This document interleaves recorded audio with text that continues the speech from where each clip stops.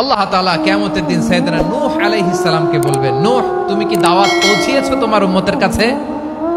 নূহ আলাইহিস সালাম বলবেন, হ্যাঁ আমি পৌঁছিয়েছি।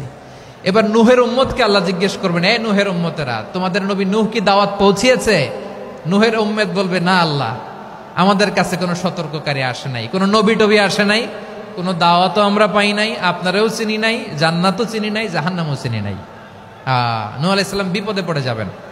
তখন আল্লাহ বলবেন, নূহ তুমি বললা পৌঁছিয়েছো, তোমার উম্মত বলে কিছু পায় নাই। নূহ তোমার কি কোনো সাক্ষী আছে? তোমার কথা আর তোমার উম্মতের কথা তো মিলে না। তুমি বললা তুমি আমার নির্দেশনা দাওয়াত পৌঁছে দিয়েছো, কিন্তু তোমার উম্মত বলে পায় নাই। নূহ তোমার পক্ষে কোনো সাক্ষী আছে?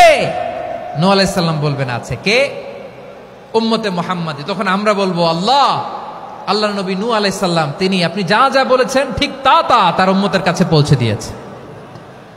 এবার নূহের উম্মতের সাথে আমাদের ঝগড়া লাগবে। তারা বলবে, তোমরা আসছো আমাদের হাজার হাজার বছর পরে, তোমরা কি করে জানলা? তোমাদের সাক্ষী ধর্তব্য হবে না। আমরা তখন বলবো, আমাদের কোরআনে তোমাদের নবীর নামে আল্লাহ তাআলা একটা সূরা নাজিল করেছেন, সূরাতে নূহ। আওয়াজ করে পড়েন আল্লাহু আকবার। আমরা বলবো, আমাদের কোরআনে তোমাদের নবীর কথা আল্লাহ আমাদেরকে জানিয়েছেন, দিন রাত এক করে তোমাদের কাছে তিনি দাওয়াত পৌঁছেছেন। তোমরা কানের মধ্যে হাত দিয়ে রাখতা, চেহারাটা কাপড় দিয়ে ঢেকে রাখতা, আল্লাহর নবী নূহকে পিটিয়ে ছালা দিয়ে পেঁচিয়ে তোমরা পাহাড়ে তুলে রেখে আসতা। সব আমরা জানি। আমরা যখন বলবো এই কথা, নূহের উম্মত চুপসে যাবে। তখন আমরা সত্য বলেছি কিনা এটা আল্লাহ তাআলা জানতে চাইবে বিশ্বনবীর কাছে। তখন বিশ্বনবী আমাদের পক্ষে সাক্ষী দিবেন। আওয়াজ করে বলেন আল্লাহু আকবার। এজন্য আল্লাহ বলেন, নবী আপনি হচ্ছেন সাক্ষ্যদাতা, সব নবীদের উপর আপনি হবেন সাক্ষী, আবার আপনার উম্মতের সাক্ষীর উপর আপনি হবেন সাক্ষী। তার মানে নবী গো, কিয়ামতের কঠিন ময়দানে আপনি হবেন রাজ সাক্ষী। বিশ্বনবী কি সাক্ষী? আওয়াজ করে বলেন, রাজ সাক্ষী, সব সাক্ষীর বড় সাক্ষী। এজন্য বিশ্বনবীকে আল্লাহ তাআলা প্রথম যে বৈশিষ্ট্যটা দিয়েছেন সেটা হচ্ছেন শাহিদ। তিনি সাক্ষ্যদাতা, witness for all messenger of God and for all of us। সুবহানাল্লাহ পড়েন। তাহলে এক নাম্বার বৈশিষ্ট্য বুঝতে পেরেছেন? বুঝতে পেরেছেন সবাই? মাশাআল্লাহ। এদিকে কি ভাই, এই যে জেনজি অফ সিলেট, কি তোমরা বসো না, দাঁড়াও না, যাও না, আসো না, চলে যাবা? এই লক্ষ মানুষ ঠেলে তোমরা যাইতে পারবা? হ্যাঁ,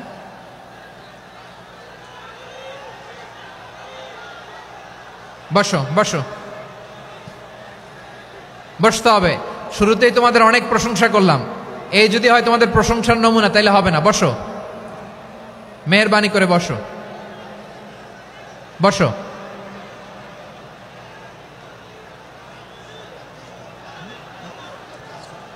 আওয়াজ করে তাকবীর দেন, আওয়াজ করে পড়েন লিল্লাহে তাকবীর।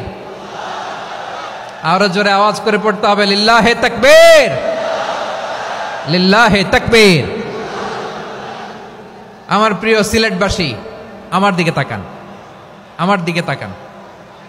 জি, এরকম গ্যাদারিং হইলে পাবলিক ইভেন্ট বন্ধই করে দিতে হবে আমাদের। আমার দিকে তাকান। তাহলে আল্লাহ তাআলা বিশ্বনবীর 5টি বৈশিষ্ট্যের কথা বলেছেন। একটি বৈশিষ্ট্যের ব্যাপারে আমরা জানলাম, তিনি হচ্ছেন শাহিদ, সাক্ষ্যদাতা, সবার উপরে সাক্ষ্যদাতা। 2 নাম্বার বৈশিষ্ট্য হচ্ছে মুবাশশিরা, তিনি সুসংবাদদাতা। সিলেটবাসী আওয়াজ করে আমার সাথে বলো, মুবাশশিরা মানে সুসংবাদদাতা। তিনি আল্লাহর রহমতের সুসংবাদ দেন, তিনি জান্নাতের সুসংবাদ দেন। এই উম্মতের মধ্য থেকে যারা গাফেল, যারা অবাধ্য, যারা সীমালঙ্ঘনকারী, তাদেরকে বিশ্বনবী আল্লাহর রহমতের সুসংবাদ দেন। তিনি বুঝান আল্লাহর দরবার 24/7, 24 ঘন্টা খোলা। আপনি যত বড় পাপী হন, আপনি যতই অন্যায় করেন না কেন, আল্লাহর রহমতের দরিয়া, আল্লাহর রহমতের দরজা আপনার জন্য খোলা আছে না নেই?